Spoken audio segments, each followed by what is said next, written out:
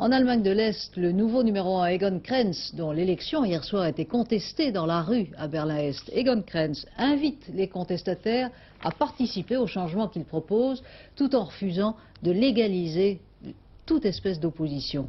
Philippe Rochaud et Herbert Ruding nous expliquent le climat qui règne aujourd'hui dans la capitale est-allemande. En pleine contestation, des régiments, des escadrilles sont démobilisés, comme celle de Drewitz à la frontière polonaise. Pour ces 400 hommes, c'est l'adieu aux armes, la réserve ou la reconversion. Cela veut être un signe de bonne volonté vis-à-vis de l'Ouest, un des rares gestes de glasnost, de transparence, décidé par Honecker avant sa chute et dont bénéficie son successeur Egon Krenz. 50 avions MiG-21 envoyés à la casse avec 3000 blindés, retrait de 10 000 hommes d'ici 91 et réduction de 10% du budget de la défense. Une mesure qui tombe à point pour donner le coup de pouce nécessaire au nouveau numéro 1 est-allemand dans la voie des réformes et de la détente.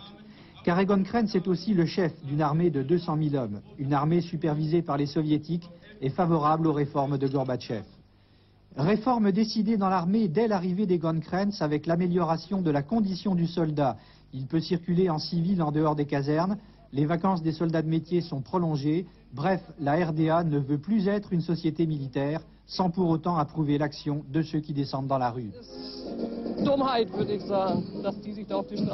C'est débile de descendre comme ça dans la rue. Moi j'ai 2 filles, elles ont été élevées dans le socialisme et mes enfants ne vont pas manifester. Je n'appartiens pas au parti, mais je pense du bien de M. Krenz.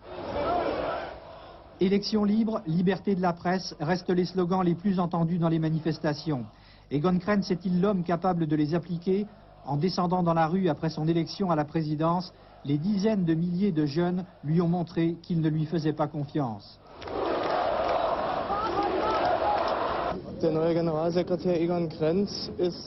Egon Krenz a été responsable des arrestations.